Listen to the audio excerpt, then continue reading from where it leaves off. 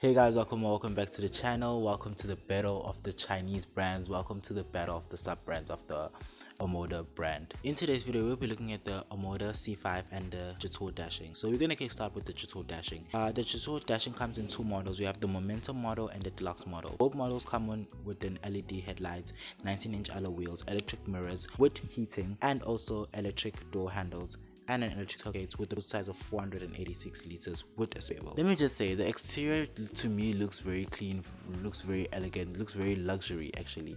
The only thing that I don't like about the exterior is the face. The face of the car is very imposing, it's very there, like in your face, and at first it took some time for me to like grow into it and like look at it and be like, okay, you know, this car looks good, but it actually does look good put together. It just has that look, you know, and this is a coupe style vehicle which is similar to the C5, which again is a battle of the coupe.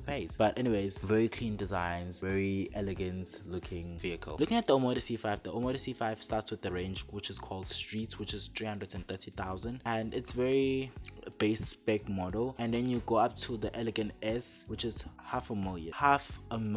But I see okay. Anyways, both models come in with automatic headlights and daytime running lights and 18-inch alloy wheels with a boot size of 378 liters with a full-size spare wheel. So I'm quite shocked about the price, and I'm gonna speak about the price later. I'm just gonna tap on it.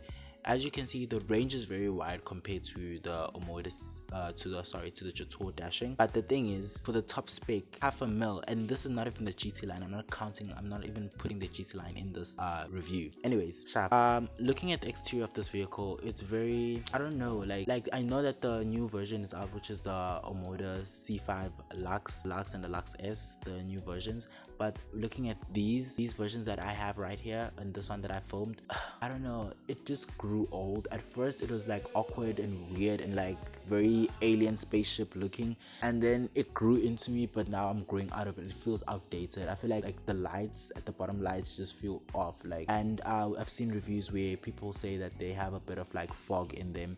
Yeah, like looking at the side, it's very coupe-esque looking, very nice looking compared to the Jetour Dashing. It's very minimalist, you know, like it's not like as elegant as a Jetour Dashing. Looking at the back is very, it rides. Like I think the design has grown old, like from the last 2 years that this vehicle has been in the market, if I'm not mistaken. It has grown quite old, you know, like it's like a vehicle. But anyways, love the exterior of the vehicle. It's just not as luxurious and as interesting as the Jetour Dashing. Looking at the interior of the Omoda C5, bro, like one thing about this interior, they really put their foot forward and were like, okay, we're going with this. Like this interior is very timeless, it's very elegant, it's very good looking, you know, it's up to par with what luxury brands are doing, and it puts a shame into your Mercedes, your Toyotas, it's actually so crazy. The fact that you can get a model for 330 and still have this interior, the only thing that changes is the gearbox, is crazy. The interior very much looks very good, very good. It has electric seats, a multifunction steering wheel.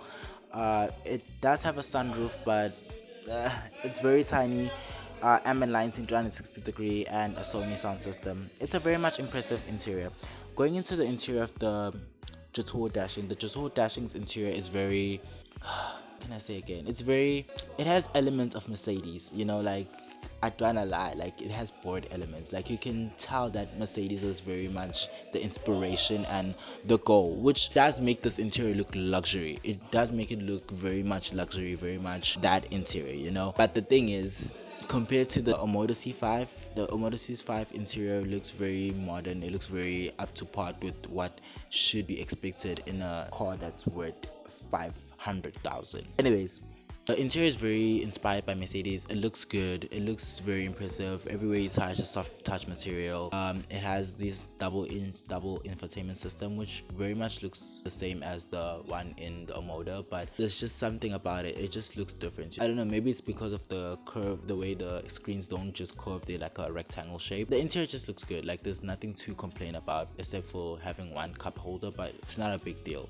you know. It's a very much good looking interior, nothing to complain about. as you know, Chinese brands are very good with the interiors. This is all about preference at the end of the day, and if you prefer the Omoda's interior, then go for it. Both of them have same features: lane keep assist, lane departure warning, and also cruise control. I am not sure about the Jetour if it has distance pasting, adaptive cruise control. They both have similar features, so there's not much to go for like head to head. Obviously the features are more spread out in the Omoda C5 here because they have a large range, but like when you're looking at the top spec model, it looks the same. So you ask yourself, what is powering these vehicles? So funny enough, very funny enough, these vehicles are powered by the same engine. So both vehicles have a 1.5 turbocharged engine with 115 kilowatts and 230 newton meters of torque, mounted into a 6-speed DCT gearbox. So yeah, very much the same, very much giving the same amount, very much giving the same fuel consumption with a consumption of 7.8. And you can get the base spec. The street model does have the 1.5 natural aspirated engine mated with a CVT gearbox. So with that one you will get less power. Let's go into pricing. So hey guys, you won't believe this. So we both know that the Omoda C5 range starts from 330 up to 509,900. So yeah, so then the Jetour Dashing range starts from 439,900 up to 469,900. So what does it come with? So it comes with a 5-year 60,000 kilometer service plan, 5-year 150,000 kilometer warranty, and a 10-year 1 million engine warranty. Very impressive, but I feel like this warranty for the first owner is very pointless because I don't think anyone or most people won't keep their car for that long. So we're going to be looking at the top spec model. The top spec model comes in at 469,900 for 72 months with 11.25% interest rate with no balloon, no deposits. You are looking at paying 9,096 rand. That's very okay.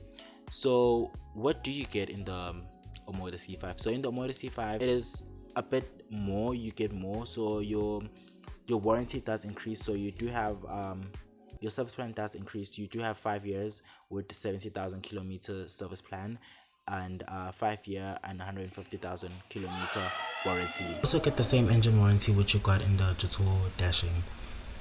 As you know how I feel about that. So I didn't actually. I'm gonna put the cost of ownership on the screen because I'm rushing right now. I have to go somewhere, so I'll just push it there. And thank you for watching. Please don't forget to like and subscribe, and I'll catch you on the next one. Bye.